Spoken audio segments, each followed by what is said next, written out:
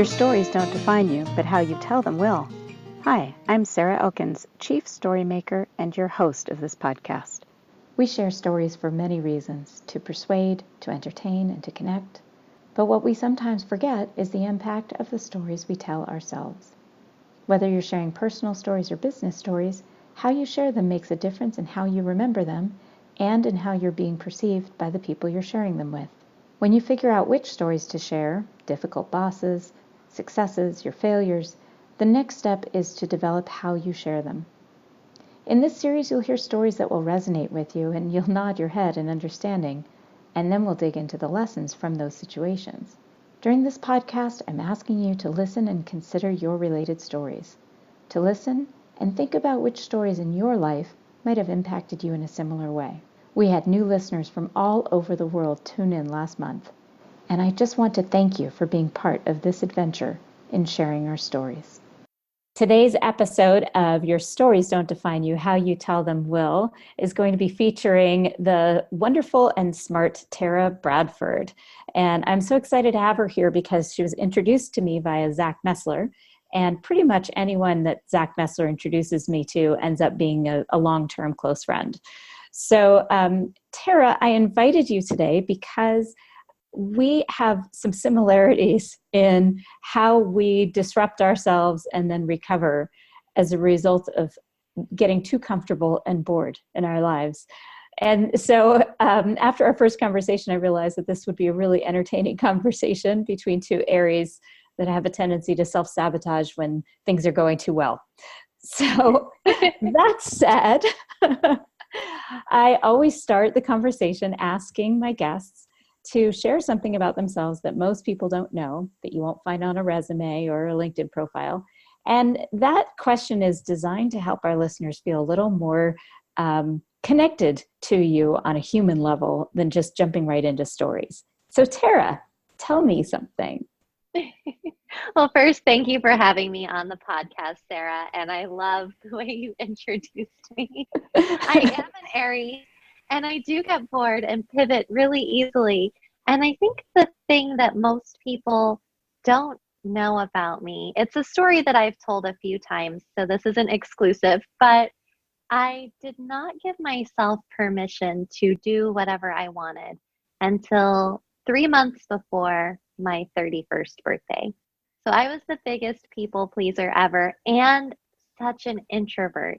And so my relationships with people, both personally and professionally, have guided me to where I am today. And learning through those relationships, learning to communicate better, and learning to get out of my own way to build those relationships and be bold and stand up for myself have also been lessons that I've learned through those relationships. Well, that makes sense. I think a lot of us really don't give ourselves permission to be who we are until we hit our 30s. I mean, that just seems to be kind of a common thread, men and women. And I find that fascinating, but I'm curious. You said 3 months before you turned 31. What was that pivot point? What was the trigger? A lot of things kind of blew up all at the same time. I realized I had pivoted in a direction that was backwards on purpose. I kind of did the whole self-sabotage thing where I was at the top of my career path. I was single and I could do whatever I wanted. And I had the fancy car, the penthouse apartment, all the things, the view of the Puget Sound. I was living in Seattle. And I thought, well, I'm not really happy. So the definition of insanity is to do the same thing over and over again and to expect different results. So I did the opposite, and I moved across the country to a town where I didn't know anybody, took a 50% pay cut in my job, got rid of my fancy job title, and sold my car, got rid of my apartment in Seattle, and moved. And I was there for 12 months, and I hated everything about my life. So I was unhappy at the top of my career path and at the bottom. So I thought I needed to find something in the middle, which had to be the key to happiness and fulfillment and success all bundled into one. And that was when I realized I had moved across the country for someone else. I had moved to Seattle for someone else. And I had grown up all over the world. I grew up in Scotland, Venezuela, and Saudi Arabia, moving around a lot for my dad's job. So I actually called my dad and I said, I'm leaving where I am and quitting my job and just letting it all go. I'm leaving it all behind, my entire life. And I don't know where to go. And I'm not asking for help and I don't want to move, but I'm not sure what's next because I'm not used to making these kinds of decisions by myself. And he said, well, you've lived all over the world. So if you could go anywhere, where would you go? And I blurted out New York City. And he was just as shocked as I was for different reasons. But that was kind of the beginning of finding the middle ground between the two extremes that I had created and disrupted my life around. Hmm.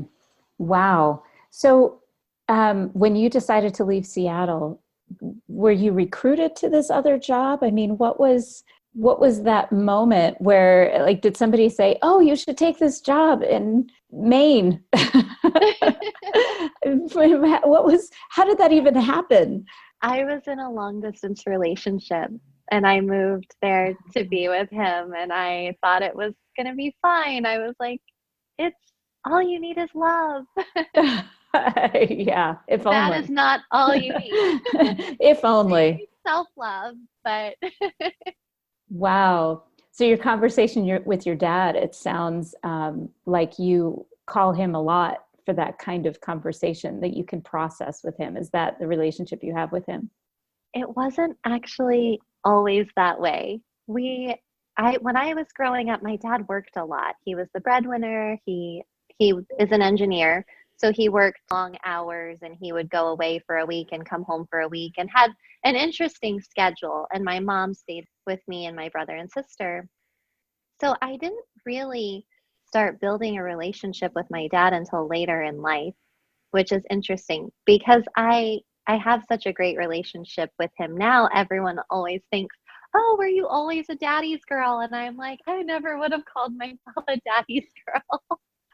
But a few years ago, I guess it was maybe 5 years ago, my dad had a health scare and I was working as a nurse and I thought, well, I can't be that nurse who doesn't have a relationship with my dad and then has to have a conversation with him when he's really sick to rebuild our relationship right before something bad happens. And Right. so that was kind of the point where I realized I was so consumed by my career and getting ahead and achieving all of these things that I hadn't really taken the time as an adult to get to know him differently than how I had known him as a kid, as someone who worked all the time.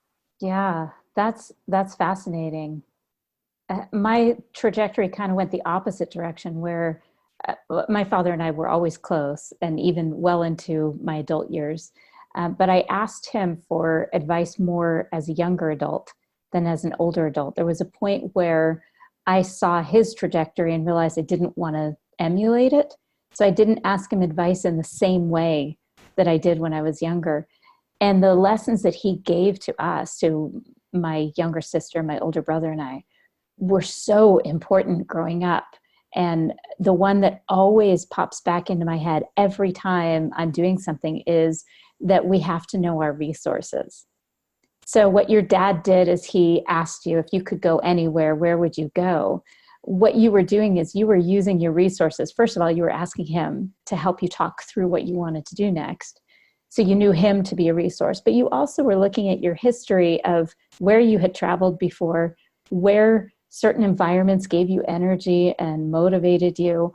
And you were able to pick up in a new place like that because you knew how to use your resources. And I think that that's something that not everyone learns. And I'm not sure at what point I learned that because the next thing out of my dad's mouth was, why are you asking me for advice? The Tara I know doesn't let anyone tell her what to do.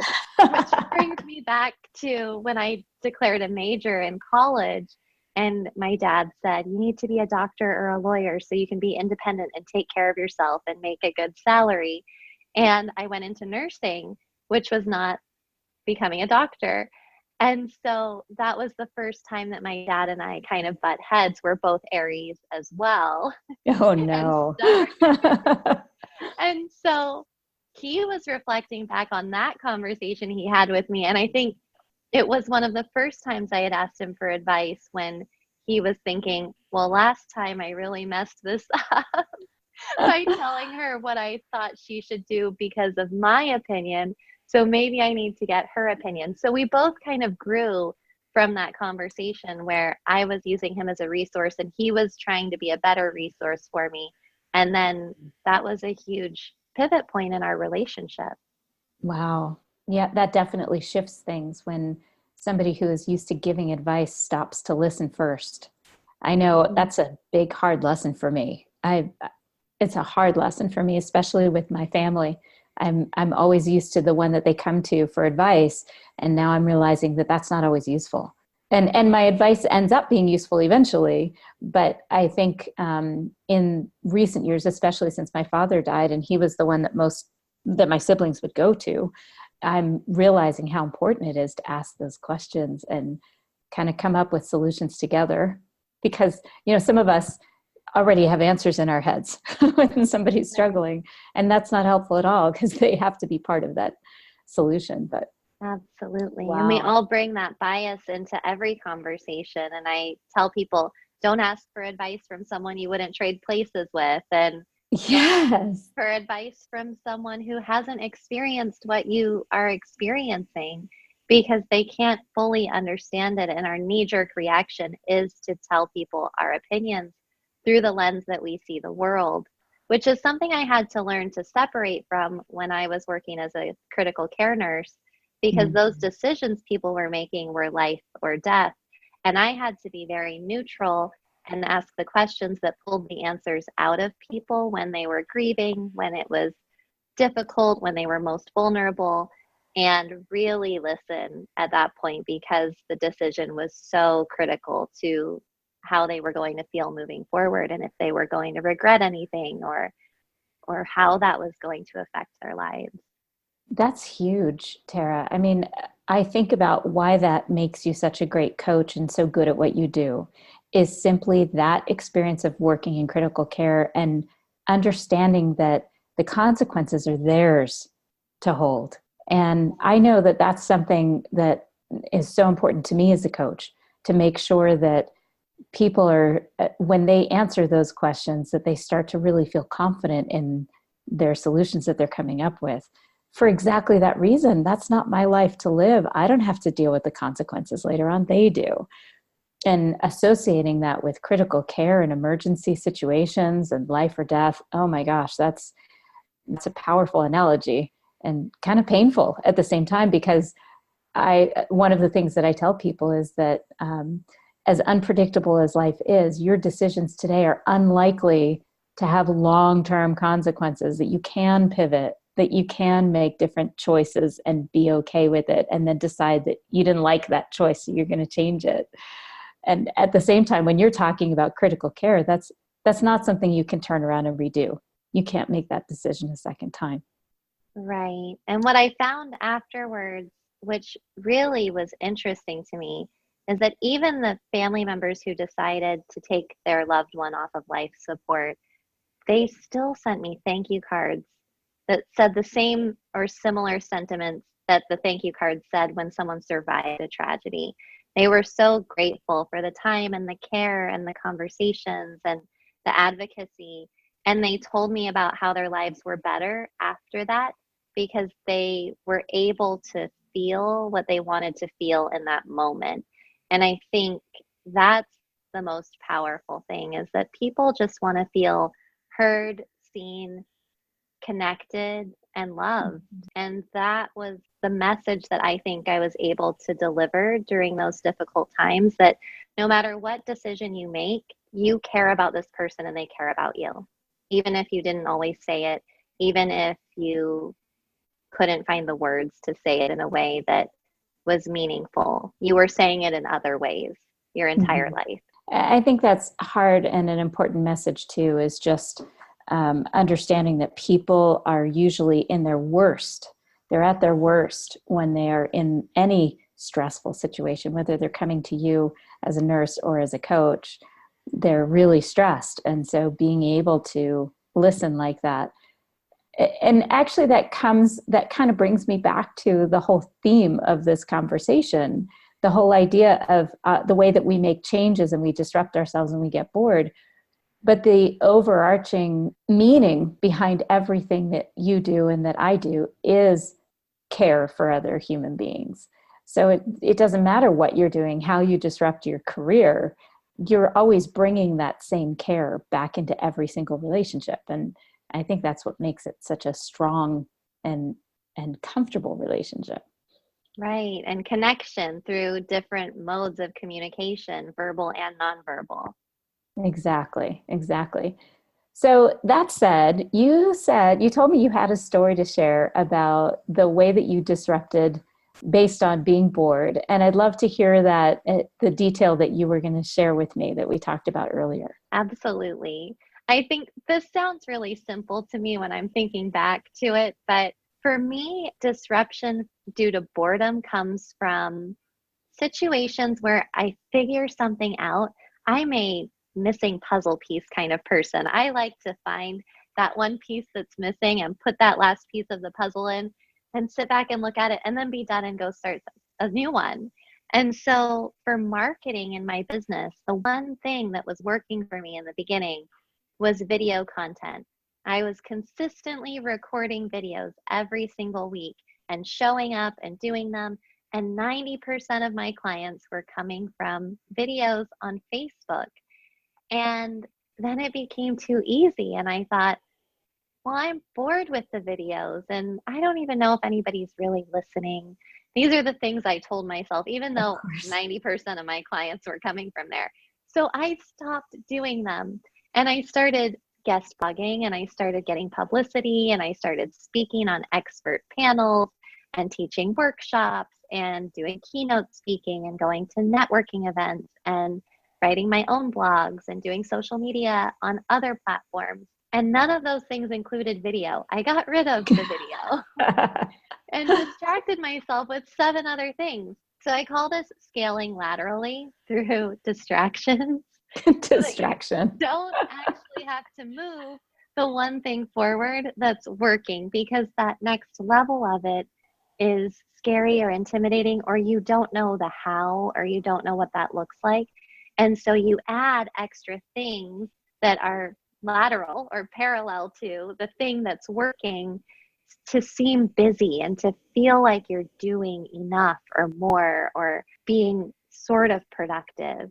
But what I was distracting myself from with all the marketing was actually selling and closing deals by eliminating the one thing that was selling things and closing deals. So my fear of success created this feeling that made everything that I do or was doing go sideways instead of up and moving things forward, which goes back to my whole taking the 50% pay cut and moving across the country and having friends. So repeating a pattern in a different way, in a different aspect of my life, and then having to actually face it because now my business and the success of my business depended on it. Wow. Yeah, I could see how that's a pattern in a couple of different ways. And one is, yes, moving across country because you wanted something new and shiny. And the same with getting rid of the whole video side of your business, which is kind of absurd when it's working for you. I love that whole idea of disrupting laterally out of distraction. That just makes so much sense to me. And when I was working at a state agency years ago, I remember I had hit this point where everything I was doing was maintenance in the job. I wasn't really building anything else. And it was just kind of, oh my gosh, this is not a good fit for me. But I hadn't realized where I was yet. And I had an email that I wanted to send to this big listserv. And I remember just before hitting the send button thinking, well, this could blow up. and dink, hit that send button. Totally sabotaged myself. And the worst part was that I absolutely knew I was about to do it. And boy, I underestimated the blow up. I mean, my boss was furious. It was really a harmless email. It really was a harmless email. But I knew that by sending it the way that I was sending it, that my boss was going to be upset and her boss was going to be upset because I stepped out of my little box. And that was unacceptable in this very bureaucratic agency. And I did it anyway. And as I went home that afternoon, and I'm really upset, like my heart's pounding, I can feel my temperature rising and flushing into my face as I go out to my car because I'm embarrassed. Even though I knew what I did wasn't so wrong, what bothered me was that I did it knowing that I was going to sabotage myself that day and for the next couple of days, because my boss was vindictive and she could be really mean. And and I knew I was doing it. And again, it's that boredom. So now I look around, and when I'm about to do something, that little alarm bell goes off in my head, and I think, maybe this isn't such a good idea. I actually stop myself and really consider whether what I'm going to do is disruptive in a positive way, disruptive in a negative way. Am I self-sabotaging? If yes, why? What is making me feel so comfortable that I'm bored? Right. Yeah. And remembering that feeling, I love the idea of muscle memory. Like, I knew it was wrong. Where did I feel that last time? And you recognize it the next time. You're like, wait, this is that same feeling I had when I was about to click send on that email. And that's what makes you pause, is the memory of it. So I love the idea of not expecting yourself to be perfect or to never do anything that is disruptive. Feel the urge. Right. Do feel that urge, and then you do see the consequences. You remember that moving forward, and it reminds you to pause and think about it and ask yourself questions. Exactly. But that doesn't mean that I'm doing that every time, of course, because Right. it takes me a few times of making big mistakes before I learn anything from them, unfortunately. Although I'm getting better as I age. I don't know if it's because I'm more patient with myself or because I realize the consequences ahead of time in a way that I couldn't have predicted when I was younger, through experience. But so you mentioned another time that you did something like that, and I'd like to hear about that, if you don't mind. I think another time I did something like that was actually recently through public speaking. And just to give you a little bit of background information, I used to turn bright red whenever I would have to speak in front of anybody. I remember in high school and college, I had to give presentations in front of classmates, and I knew every single person in the audience. I knew their names. I knew so much about them. We were friends. And I still would stare down at my paper, read really fast, turn bright red. My heart would race, and I was dreading it, and I couldn't wait for it to be over, to the point where I felt physically like I was going to be sick because I hated it so much. And even as a nurse, when I graduated from college and I started working in critical care, every morning on the day shift, you'd have to present your patient to the doctors. And it was a 5-minute presentation just about the last 24 hours of events.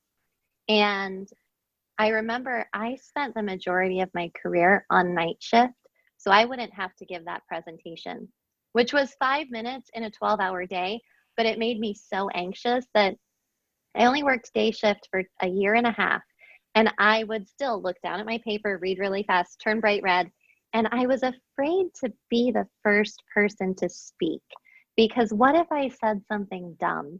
And then afterwards, I would always think, I should have said it because they all said the same thing that I was thinking, and I knew what I was talking about, but I was afraid. And it wasn't until I moved to New York City and I initially had a temp job. And when I decided to stay, I applied for a role where I would be required to teach a 4-hour class on neurology to a room full of 50 to 100 nurses once a month.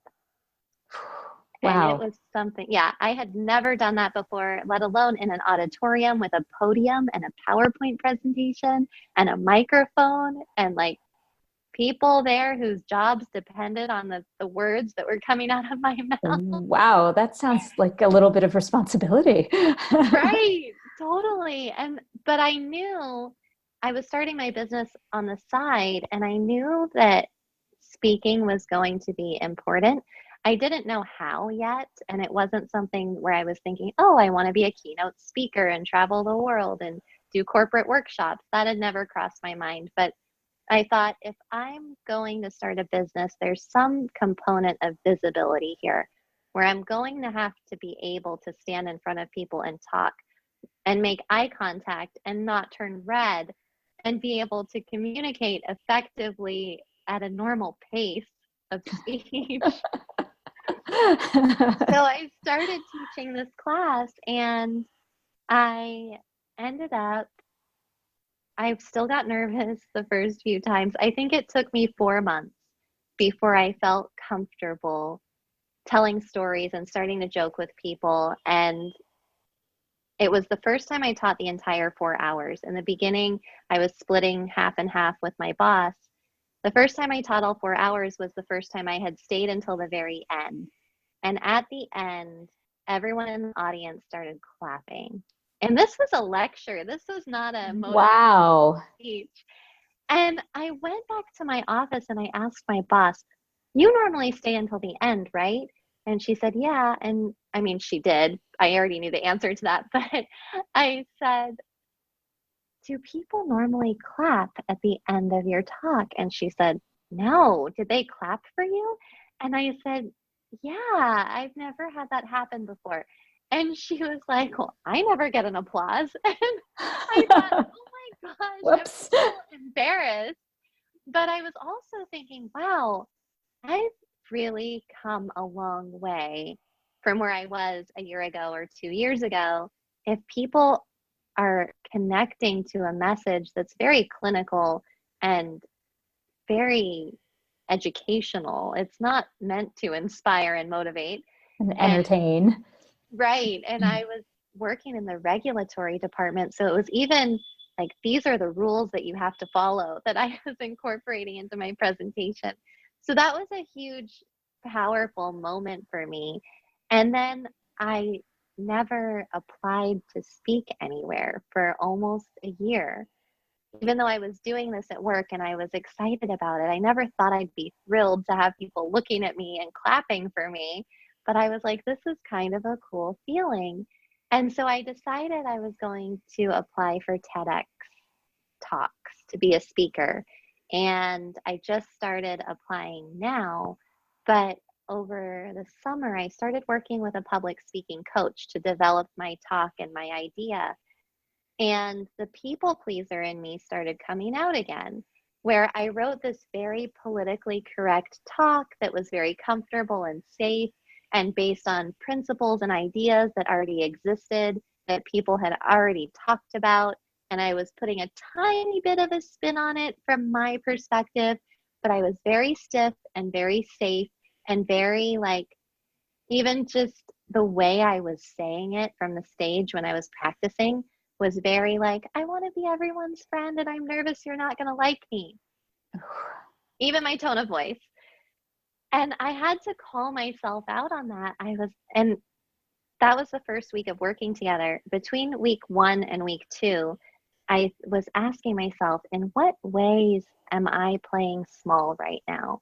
Because I had realized my pattern of distractions and I was trying to stay away from them because it's easy to get sucked back in.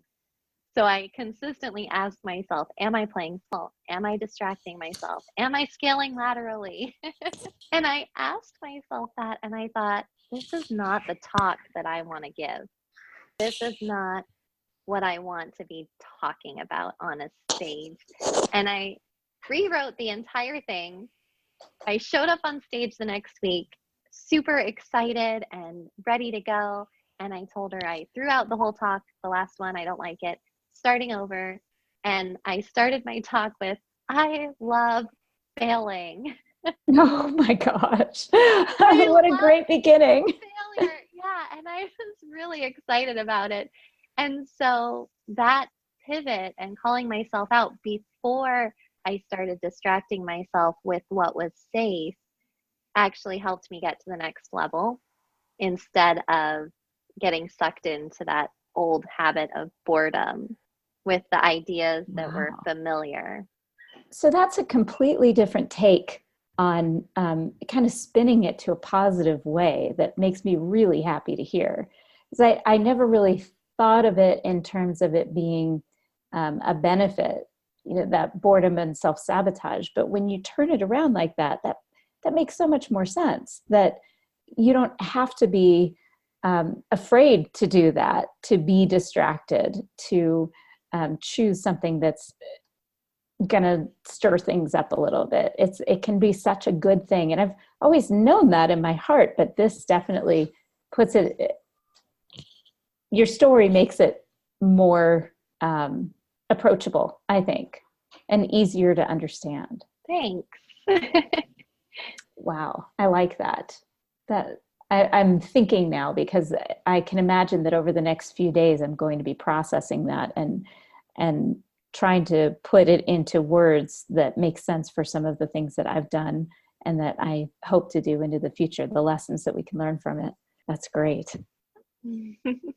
One of the things that I noticed about myself is that I tend to find people who are similar to me in that mentality of change and wanting to do things differently.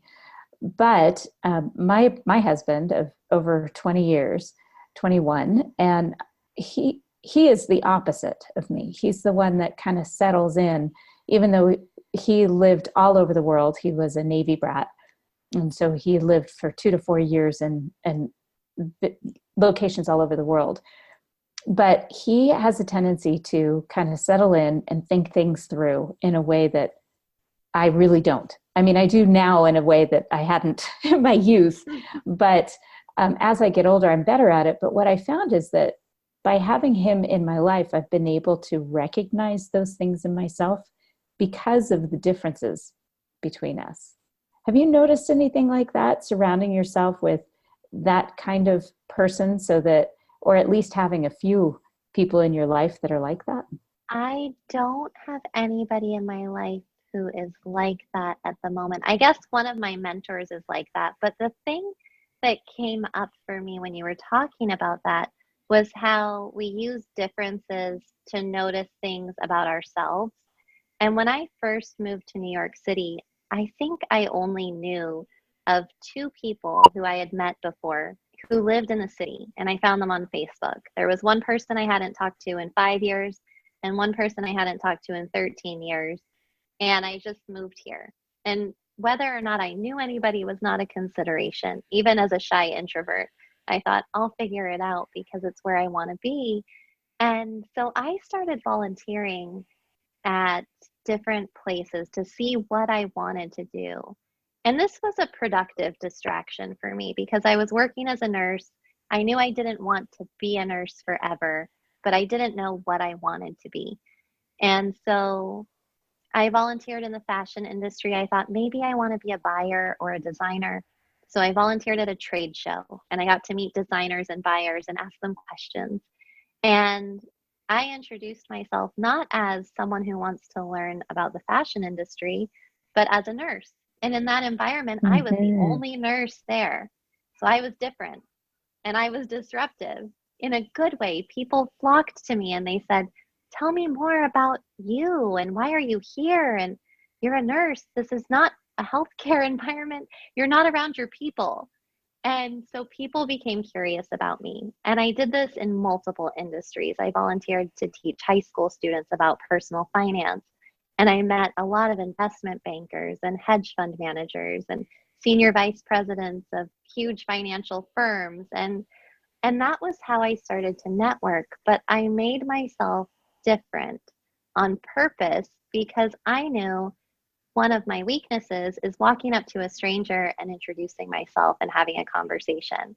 And this is something you and I talked about before, about when you walk into a crowded room, which person are you? Are you the person who's surrounded by a ton of people and connecting with all of them and laughing? Or are you the quiet person who's connecting on a deep level with one or two people? And I'm the quiet person, but I was putting myself in an environment to be the center of attention in a way that felt more comfortable for me, where I didn't have to find it, it found me, and forcing myself to do it. So I think that is how I've been able to learn about myself, through listening to the things that people want to ask me about when I've been different, and when they are trying to learn about me and they're curious about me. And also listening to my responses to their questions in those different situations, and thinking, wow, I just said that about myself, or that's how I explained it, and I never would have thought about that if they hadn't asked me that question. That's a really different way of doing things if you can do it so intentionally, putting yourself in a place where you're different from the people around you. I've done that unintentionally so many times, and it ended up going one way or the other, either very positively because that worked out, they were curious about me, or negatively because they were suspicious. And I find that really interesting and a great strategy for really setting yourself apart. I never thought of it quite that way, but that makes a lot of sense. So when you were at this, it was a fashion show, or what was it that you were volunteering?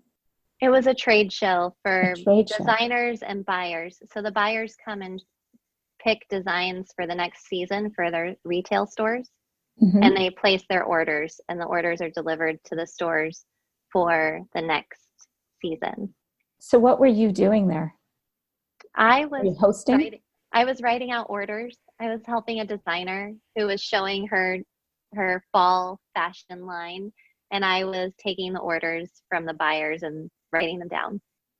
That sounds really fun. I mean, it sounds fun for a short amount of time. I don't know if I would want to do that every day or every week, but it sounds like a really fun opportunity. Is there anything from that particular experience, any one conversation that you have a rich memory of? Well, I think, to go back to your comment about people being suspicious, I turned the questions around onto the other people who were asking me questions. So I learned how to answer the questions briefly and then ask a question, so that they were telling me more about them than I was telling about myself, because nursing was not something I really wanted to talk about. So when they said, "What are you doing here?" I would just be really brief. Like, I just wanted to learn, or I was curious, or I'm new to New York and I don't know a lot of people. And that was a vulnerable thing for me to say, where they knew my intention. And then I turned the question around on them, like, how long have you been a designer? What got you into this? Tell me more of your story. And usually designers in a fashion trade show environment are passionate about design and fashion. And so I was hitting on their passion and getting them to talk about something that lights them up. And through that, I learned a lot about the kind of person who becomes a designer. Like, what has to light you up in order for you to love this environment and this industry and what you're doing? And it was sort of like that book that you read when you're a kid. I'm not sure if you read it or if you have seen it recently, but it's the one with the duck who's looking for its mother. Are Or You maybe My it's a Mother? chicken. Isn't that Dr. Seuss? It's Dr. Seuss. I love that one. I remember reading it when I was a kid, or having it, and I was kind of going from event to event and industry to industry thinking, are you my people? Are you my tribe? Do I fit in here? Could I be passionate about the same things that light you up? And having those conversations to see what those things even were that they were excited about. Well, and part of what separated you from the rest of the people at that event wasn't that you were a nurse. It's that you were asking those questions, because Right. they probably don't ask each other those questions in the same way, and certainly not in that environment where it's pretty competitive. Yeah. But And very even more, transactional. Sorry. yes, exactly, very transactional. So that's really even more than being a nurse, what really separated you from that. And I would encourage other people that are kind of searching for what they want to do something similar and go to a place where they don't necessarily fit. One of the things that really I struggled with, because I've never been part of a group or part of a club. I always kind of created my own community wherever I was. It used to bother me when, for instance, I went to a hospitality conference. I was in the hotel industry for 1 year as a director of sales. And I went to this big conference where all of these people had been in that industry for decades. And anyone who was new was working for an established hotel that was taking them under their wing. They were being their mother, and they were watching out for them and teaching them. And I didn't have anyone like that in my hotel showing me the ropes. And I remember showing up and really feeling like an outsider. And it was hard to establish myself, even though I was asking those questions. And one of those frustrations was that it wasn't so much suspicion as it was I just didn't belong there. Mm-hmm. So how did you? I mean, I overcame that by connecting deeply with just a handful of people. Now, typically, I would walk into a room and be the person that knows a lot of people right away.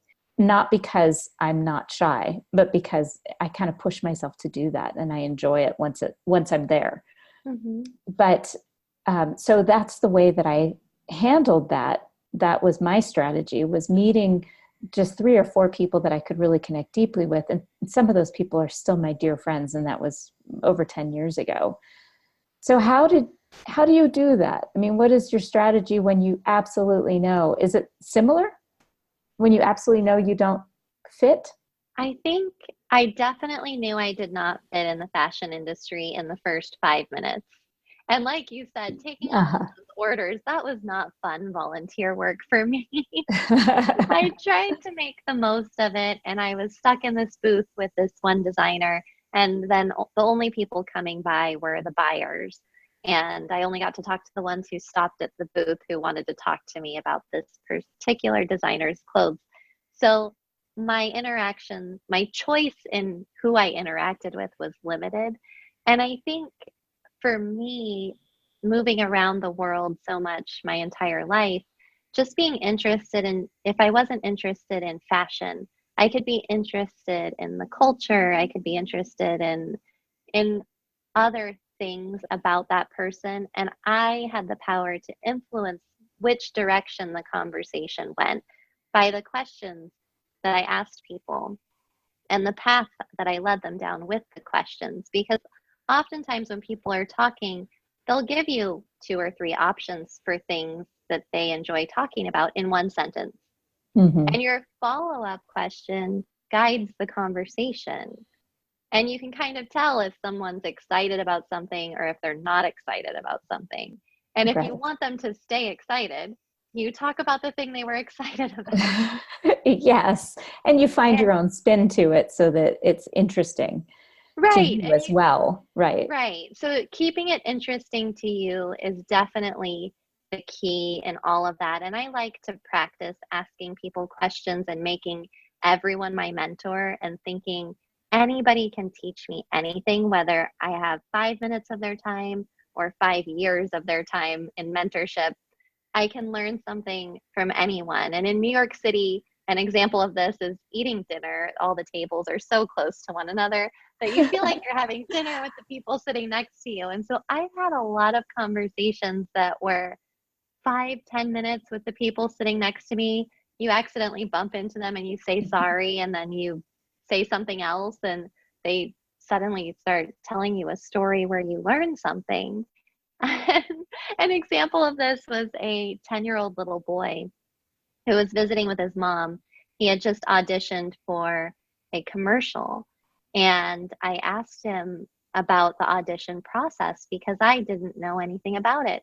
And he jumped right into teaching me about it, and he was totally the expert and owned it and told me the entire process. And I said, so what are the next steps? And he said, well, I might get a call back, but if I don't, I know that I'll get the next commercial, or I know that there's a yes coming. And I thought that was so interesting to hear that from a 10-year-old, that especially from my background in sales and my business, just knowing every no is one step closer to a yes. And to have that validated by a 10-year-old was just amazing. It was a nice little reminder of something I already knew, but hearing it from someone else in a different way and someone so young and wise, it was just really interesting. I was not saying stuff like that when I was 10. No, me either. That's one of my favorite things to do, is sit at a restaurant where there are people near me that we end up in a conversation. And when my husband and I were in Paris just a couple months ago, we had a few experiences like that. Everywhere we went, we would meet the people sitting near us at a table, or almost everywhere. And my favorite was when we were near the Sorbonne in Paris, and we were sitting at this little tiny hole-in-the-wall restaurant where the tables, they were 3 tables of 2 attached to each other, and the host seated us right at the same table as these 3 students. We ended up talking to them, and they spoke beautiful English. I was very impressed, and I loved that, learning about what they were doing and what their interests were, these young students in Paris. So that is so important, to recognize those opportunities to learn from each person. I appreciate that you said that. And it leads me back to strategies for dealing with that boredom that makes us want to disrupt ourselves or disrupt our lives or self-sabotage. And I think you hit the nail on the head when you said that even if you weren't interested in the fashion industry specifically, that you could be interested in certain aspects of it, whether that's the culture or the people who are in it, or the process that they go through, or even the fabric itself, where it's made, how it's made, the dyes that are involved in it. And I'm sure you're exactly right in that when we look at things with that sense of curiosity, we can figure out, first of all, if we're self-sabotaging because we're bored. And second of all, until we can make a change, which sometimes we're a little impulsive in our changes, but until we can, with conscious and intentional decisions, make a change, finding ways to be curious about where we are, I think can make a big difference in avoiding that accidental move to Maine. Yeah. But Sure. and that's the thing, is that they're never mistakes. I mean, think about all that you learned in that trajectory, that move from the West Coast to the East Coast. And maybe you wouldn't have ended up in New York City had you stayed in Seattle, and who knows what would have happened, but you figured out a way to not be bored with what you were doing. And I think that's kind of magical and a fantastic strategy. I love that. Thank you. So do you have any other stories that you would like to share before we wrap this up? Something about disruption, and maybe a specific experience that you had that changed the way you look at the world or see yourself in it? I think for me, one of the magical things that happened after I moved to New York was a friend called me a few months after I got here, and she was crying. And I thought, is everything okay? What's going on? And she said, I'm just so happy that you finally see yourself the way the rest of us have always seen you. And I think, yeah. I just got a chill. That's what launched me into personal branding coaching and then PR, is that I want to bridge that gap between how you see yourself and how the rest of the world sees you. And I still pick up clues about myself from other people to remind myself that as I grow, what other people see changes, and I need to evolve the way I see myself consistently with how other people are seeing me. And one way you can do that is by listening to how people introduce you to other people, and also listening to the types of things people ask you for advice about. And those are 2 ways you can gather clues from other people about how they're seeing you, what they see you as an expert in, and what they're telling other people about you, your reputation and what you're known for. Even if you're not a public figure or a public speaker and you're just thinking in your local community or at work, those are ways that you can make sure and check in with yourself and say, am I seeing myself as great as other people are seeing me, instead of, are other people judging me? And are they seeing my strengths that I might be missing? I call that the perception gap. And I see it particularly in people who are in transition, where the way they see themselves is very different from the way other people are perceiving them. And the only way to narrow that gap is to do what you're saying, which is observe, listen, really pay attention, ask. And also to be really intentional with the words you use, the stories you share, the images you share, because that all demonstrates your values and your character to the people around you. Right. And are they seeing the strengths that I think that I have, which is what brings me back to my public speaking and rewriting my speech. I have taken a ton of assessments on myself to get to know myself better. And one of the things that an assessment told me recently was that I'm bold and innovative and passionate. And I thought, none of that is coming through in my TEDx talk, which is a bold move. It is. I'm not showing up for as my most authentic self. I'm playing it safe. And so that helped me call myself out on my own personal brand and seeing myself as the speaker and showing up as myself. What an outstanding insight to see that and say, okay, that's not showing up right now in this activity that I'm doing. Yeah, I talk to people. One of the things that I do when I do a personal branding workshop, or really even storytelling workshops, is I talk about the words that you want people to use to describe you when you walk away. And you can help guide those words by demonstrating those actions. So I love that you did that you recognized that assessment and then applied it to what you were doing and went, oh no, that doesn't really work. That doesn't match. I'm not bringing my whole self, as Kimberly Davis might say, author of Brave Leadership. She's one of those people that does that same thing. She looks at it and says, is this authentic to me? I mean, is this something that I want in my life? And I love that. So you have met her, right? I haven't. No. Okay. Well, I guess I'll have to make an introduction after we finish recording this podcast. Perfect. Tara, thank you so much for spending the time with me recording this podcast. There is so much value in what you're doing for others and what you're saying. And I especially appreciate that you're coming from this nursing background. My mom is a retired nurse and she worked with babies, and people would send her those same thank you notes, whether the baby was healthy or did not end up being healthy. They would send her those same thank you notes because she had that compassion. And I love that you bring that to everything you do.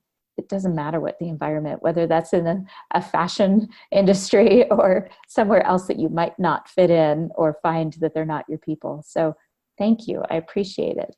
Thank you so much for having me, Sarah. Absolutely. So for our listeners, the blog post associated with this podcast will be posted on elkinsconsulting.com, where you can learn a little bit more about Tara and what she does. And there will be links so that you can connect with her on her website or on LinkedIn. Thanks again. Thank you for listening to Your Stories Don't Define You, How You Share Them Will. Please visit my website for more podcast episodes, blog posts, and information about how I can help you develop and share your stories at elkinsconsulting.com.